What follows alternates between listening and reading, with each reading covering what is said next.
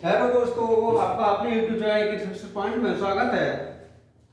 और हमारा चल रहा था लासा और मासा। कल हमने लासा और मासा पर आधारित कुछ प्रॉब्लम्स कराई थी। आज उसी के आगे क्रम में लेकर चलते हैं। जैसे कि एक क्वेश्चन दिया है,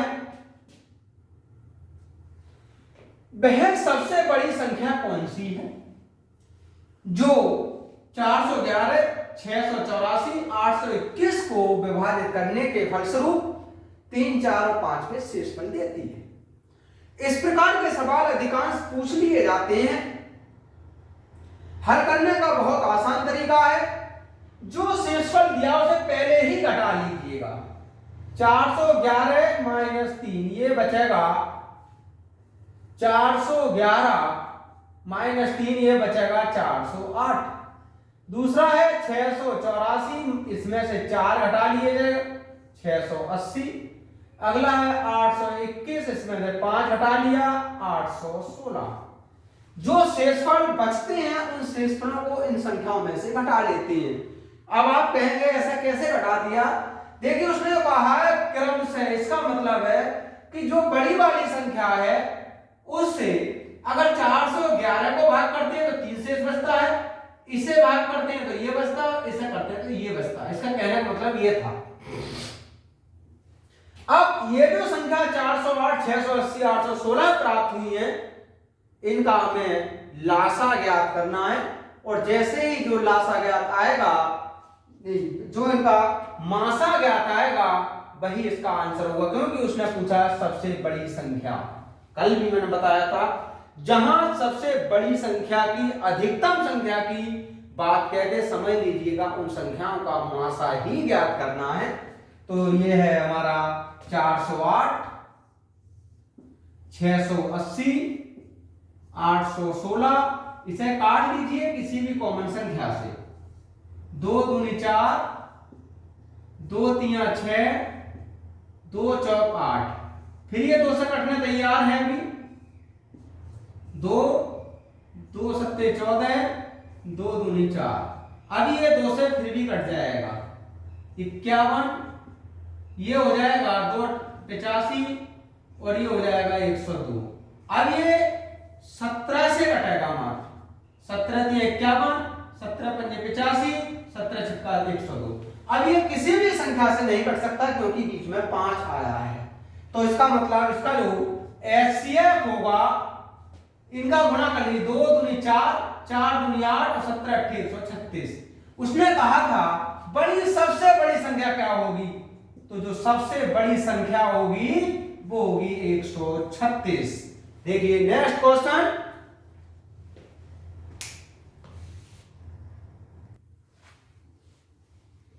दोस्तों, नेक्स्ट क्वेश्चन है हमारा, वह सबसे बड़ी संख्या कौन सी है जिससे 1356, 1868 और 2764 को विभाजित करने पर शेषफल प्रत्येक स्थिति में समान बचे। अब की बार शेषफल समान कहा है, शेषफल अलग अलग नहीं कहा है। ऐसी स्थिति में ये जो संख्या होती हैं इन्हें आपस में घटा लेते हैं। जैसे कि 1868, इसमें से 1356 कम कर लीजिए। 2 बचा, 1 बचा और 5। अब 2764 में से 1868 कम कर लीजिए। 14 6, यहां से 11। 2768 में से 2764 में से 1868 कम करने हैं। 14 6, यहां बचा 5 15, 15 में से घटा लीजिए 9, यहां बचा 6 16 और 8 896। अब 2764 में से कम कर लीजिए 1356। ये कितना बचेगा? इसमें से 1356 कम करते हैं। 14 8 बचा, यहां से 10 0, यहां से 4 और 1 1408। अब बात आती है ये जो हमारे बचे हैं से इनका निकाल लो एचसीएफ। जो एचसीएफ आएगा वही इस सवाल की सबसे बड़ी संख्या होगी। तो 512 एचसीएफ निकालने का बहुत आसान तरीका है, 896 और 1408। ये किस संख्या से कटेंगे, बस काटते चले जाइए। 2 से तो कटेंगे, ये बात जरूरी है। 4 से काट लो, 4 1 4, 1 बचा, 4 दूनी 8, 4 अट्ठे 32, 4 दूनी 8, 4 दूनी 8, 4 चौक 16, 4 तिया 12, 4 पंजे 20, 4 दूनी 8। ये 2 से फिर भी कट जाएगा। 2 छम 12, 2 चौक 8, 1 और 2 1 2, 2 सत्ते 14, 2 छम 12। अब ये 2 से अब भी कट रहा है, 32, 56 और 88। अब नहीं कटेगा, ये 2 से अब भी कट रहा है, 16, 28, 44। 4 से काट दीजिए, 4 चौक 16, 4 सत्ते 28, 11 सौ। अब नहीं कटेगा ये, क्योंकि अब संख्या अलग अलग आई है। इसका एचसीएफ कितना होगा, 4 दूनी 8, 8 दूनी 16, दूनी 32, 32 चौक 128। उसने कहा था वह सबसे बड़ी संख्या, तो सबसे बड़ी संख्या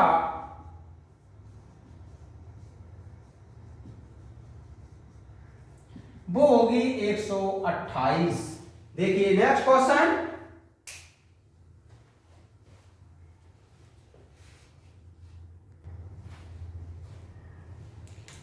देखिए दोस्तों नेक्स्ट क्वेश्चन है हमारा, वह बड़ी से बड़ी संख्या जिसके द्वारा संख्या 1657 और 2037 को भाग देने पर क्रम से 6 और 5 शेष रहे, क्या हो। तो ऐसा सवाल अभी पहले भी कराया, ठीक उसी प्रकार का ये भी सवाल है। तो इसमें बताया कि जो शेषफल होता है उसे घटा देते हैं, ये 1651 बचा, और दूसरा है हमारा 2037, इसमें से 5 घटाया, ये 2032 बचा। हमें संख्या निकालनी है, तो 1651 और 2032 का जो मासा आता है वो आएगा 127। उसने कहा था बड़ी से बड़ी संख्या क्या होगी, तो बड़ी से बड़ी संख्या वो होगी 127। देखिए नेक्स्ट क्वेश्चन,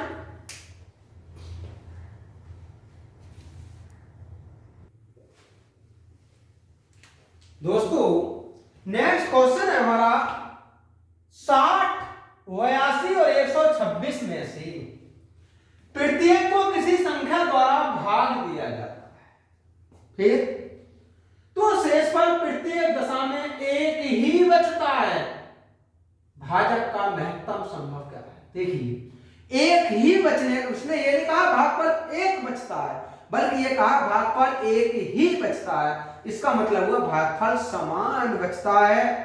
तो ऐसी परिस्थिति में 82 में से 60 कम किया, 22 बचा, 126 में से 82 कम किया, 44 बचा, और 126 में से 60 भी कम किया तो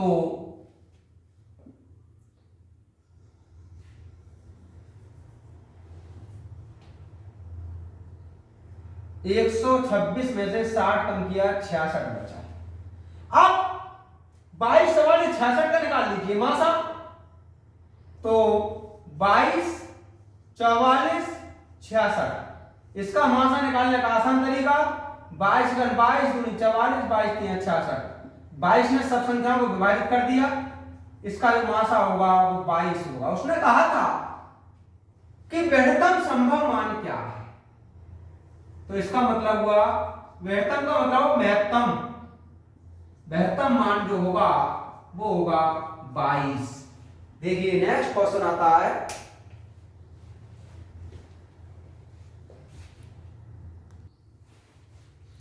देखिए दोस्तों नेक्स्ट क्वेश्चन है हमारा, निम्न में से वह सबसे छोटी संख्या कौन सी सी है जो 10 तक और 10 सहित सभी धन पूर्णांकों द्वारा विभाजित हो। सवाल ध्यान देने का है। अब की बार उसने कहा है कि वह सबसे छोटी, तो कल मैंने बताया था कि जब सबसे बड़ी से बड़ी संख्या पूछ लिए तो समझ लीजिएगा उन संख्याओं का मासा ज्ञात करना है, और जब सबसे छोटी संख्या पूछ लिए तो समझ लीजिएगा कि उन संख्याओं का लासा ज्ञात करना है। उसने कहा वह सबसे छोटी, तो इसका मतलब हुआ कि इन संख्याओं का ये लासा, अर्थात ये सवाल हमारा लघुत्तम समापवर्तक का है। तो 10 तक तो संख्या क्या होंगी? 1 2 3 4 5 6 7 8 9 10। तो उसने कहा 10 के सहित इनका लासा ज्ञात कर लो। और वैसे भी 1 से 10 तक की प्राकृतिक संख्याओं का लासा हमेशा 2520 ही होता है, लेकिन फिर भी ज्ञात करके दिखा देते हैं। देखिए ये 2 से काट लीजिए पहले। 1 1 3 2 5 3 7 4 9 5। अब ये 2 से एक बार और कट सकता है। 1 1 3 1 5 3 7 2 9 और 5। अब ये 3 से काट दीजिए। 1 1 1 5 1 7 2 3 5। अब ये 3 से नहीं 5 से काट लीजिए। 1 1 1 1 1 1 7 2 3 1। इनका निकाल लीजिए, सबका मल्टीप्लाई यानी गुणा कर लीजिए। तो देखिए गुणा करेंगे 2 गुणा 2 गुणा 3 गुणा 5 गुणा 7 गुणा 2 गुणा 3, यानी ये वाला यहां से 3 2 7 5 3 2 2। इनका गुणा किया, 2 दूनी 4 3 12 5 60 7 दूनी 14 और 14 3 42, ये हो जाएगा 2520। उसने कहा था सबसे छोटी संख्या कौन सी है, तो इनमें सबसे छोटी संख्या कौन सी हुई दोस्तों? 2520। तो समझ लीजिएगा जहां सबसे छोटी संख्या पूछे समझ ले तुरंत कि वो सवाल हमारा एलसीएम का है। और ये बात तो निर्धारित याद रखना कि 1 से 10 तक संख्याओं का जो लासा होता है वो 2520 होता है।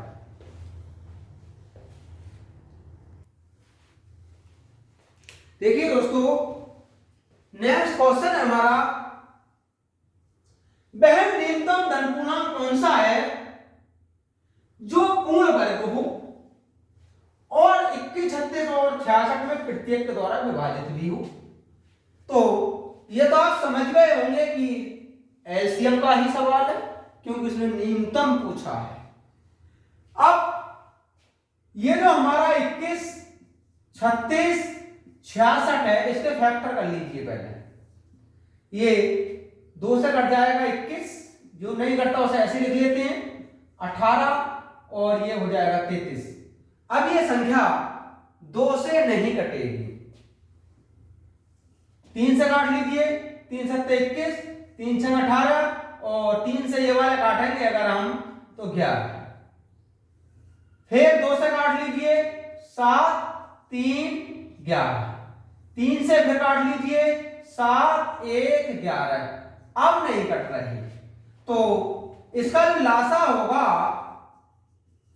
वो हो जाएगा 2 गुणा 2 गुणा 3 गुणा 3 गुणा 7 गुणा 11। लेकिन उसने लासा नहीं पूछा है, उसने ये कहा है वो संख्या पूर्ण वर्ग भी हो, और हम अगर इनका सीधा लासा निकाल दें तो ये पूर्ण वर्ग नहीं होगा बस। तो इसका मतलब तो आंसर गलत हो जाएगा, क्योंकि ये पूर्ण वर्ग की कोई भी बात नहीं है इसमें। हमें चाहिए पूर्ण वर्ग संख्या। तो देखिए पूर्ण वर्ग संख्या जब निकालते हैं तो 2 बार ये 2 का जोड़ा बन रहा है, 3 का भी जोड़ा बन रहा है, 7 का जोड़ा नहीं बन रहा, तो पूर्ण वर्ग बनाने के लिए जोड़ा स्वयं बना लेते हैं। 11 का जोड़ा नहीं बना, पूर्ण वर्ग बनाने के लिए स्वयं बना लेते हैं। इनका गुणा कर लीजिए, यह आएगा 213 444। अर्थात वह न्यूनतम पूर्ण वर्ग संख्या जो 21, 36, 66 में प्रत्येक के द्वारा विभाजित हो वह होगी 213, 440, अर्थात इसका ऑप्शन नंबर ए सही होगा। देखिए नेक्स्ट क्वेश्चन,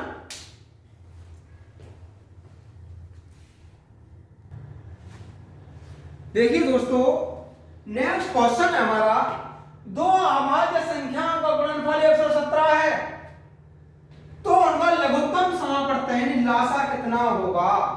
तो देखिए दो अभाज्य संख्याओं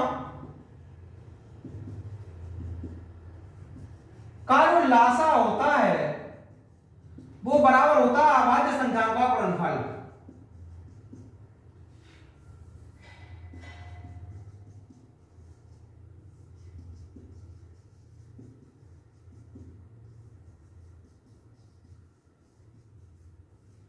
हमेशा दो अभाज्य संख्याओं को लासा उन अभाज्य संख्याओं के गुणनफल के ही बराबर होता है, तो इसका मतलब इसका लासा होगा 117, तो ऑप्शन नंबर ए करेक्ट होगा।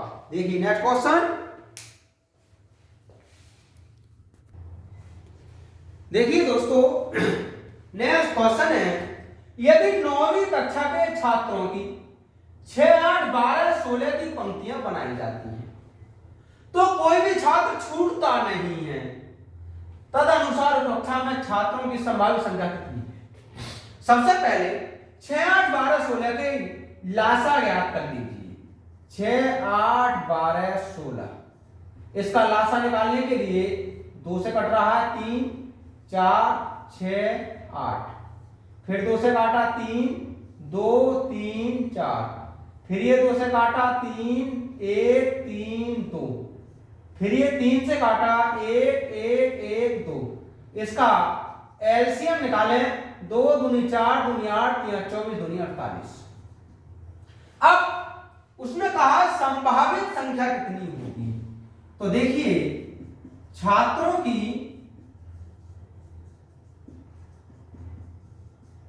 संभावित संख्या ये होगी लासा का गुणज,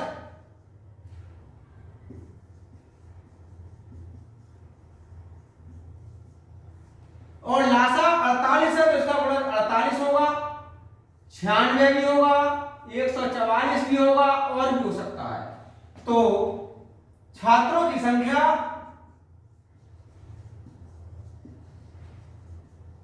देखिए इसमें ऑप्शन में 48 तो है नहीं, केवल 96, 144 भी नहीं है, तो इसका मतलब हुआ छात्रों की संख्या कितनी है, वो 96।